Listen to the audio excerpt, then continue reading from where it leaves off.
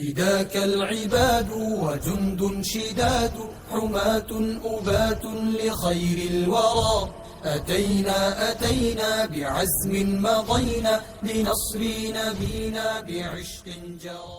একজন মুসলমানের কাছে রাসূল সাল্লাল্লাহু আলাইহি ওয়াসাল্লাম নিজের প্রাণের চেয়ে, নিজের সন্তানের চেয়ে, নিজের মা বাবার চেয়ে এবং যাবতীয় সম্পদ থেকে বেশি প্রিয়। যদি কোনো ব্যক্তির এমন মহব্বত না থাকে তাহলে লোকটি প্রকৃত মুসলমান নয়। রাসূলুল্লাহ সাল্লাল্লাহু আলাইহি ওয়াসাল্লাম ইরশাদ করেন, লা ইউমিনু আহাদুকুম হাত্তা আকুনা আহাব্বা ইলাইহি মিন ওয়ালিদিহি ওয়া ওয়ালাদিহি ওয়ান নাসি আজমাইন। কোনো ব্যক্তি ততক্ষণ পর্যন্ত মুমিন হতে পারবে না যতক্ষণ পর্যন্ত না সে তার পিতামাতা এবং তার সন্তান ও সমস্ত মানুষ থেকে আমাকে বেশি মহব্বত করে।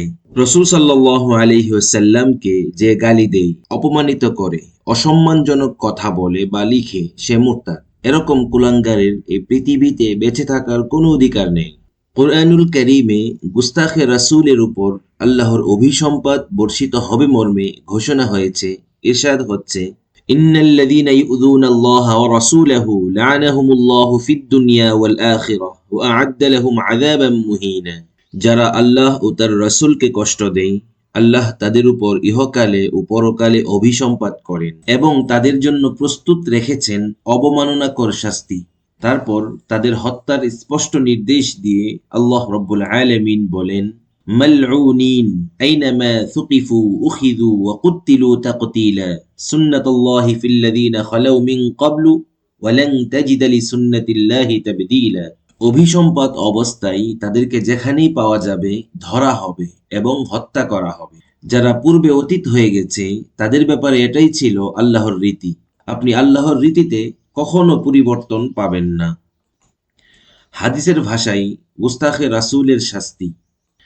হযরত আলী রাদিয়াল্লাহু তাআলা আনহু থেকে বর্ণিত, রাসূলুল্লাহ সাল্লাল্লাহু আলাইহি ওয়াসাল্লাম ইরশাদ করেছেন, মান সাব্বা নাবিয়্যান ফাকতুলুহু ওয়া মান সাব্বা আসহাবি ফাদরিবুহু। যে ব্যক্তি নবীকে গালি দেয় তাকে হত্যা করো, যে ব্যক্তি সাহাবীকে গালি দেয় তাকে প্রহার করো।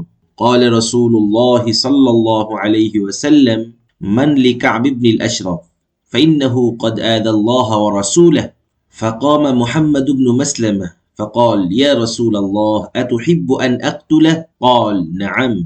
হযরত জাবির ইবনে আব্দুল্লাহ রাদিয়াল্লাহু তাআলা আনহু বলেন, রাসূলুল্লাহ সাল্লাল্লাহু আলাইহি ওয়াসাল্লাম বলেছেন, কাব ইবনে আশরাফের ব্যাপারে কে আছো?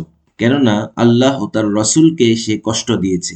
তখন মুহাম্মদ বিন মাসলামা রাদিয়াল্লাহু তাআলা আনহু দাঁড়িয়ে বললেন, হে আল্লাহর রাসূল, আপনি চান আমি তাকে হত্যা করি? তিনি বললেন, হ্যাঁ, আমি চাই।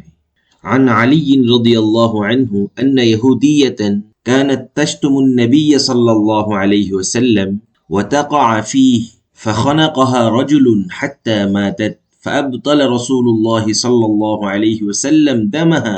হযরত আলী রাদিয়াল্লাহু তাআলা আনহু থেকে বর্ণিত, এক ইহুদি মহিলা রাসূলুল্লাহ সাল্লাল্লাহু আলাইহি ওয়াসাল্লামকে গালাগাল করত, মন্দ কথা বলতো।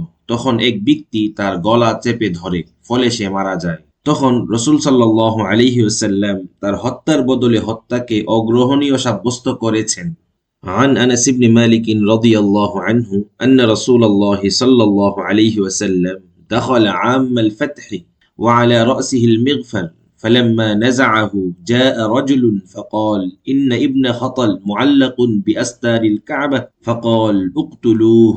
হযরত আনাস রাদিয়াল্লাহু তাআলা আনহু থেকে বর্ণিত, রাসূল সাল্লাল্লাহু আলাইহি ওয়াসাল্লাম যখন মক্কা বিজয়ের বছর মক্কায় প্রবেশ করলেন, তখন রাসূল সাল্লাল্লাহু আলাইহি ওয়াসাল্লামের মাথায় শিরস্ত্রাণ ছিল।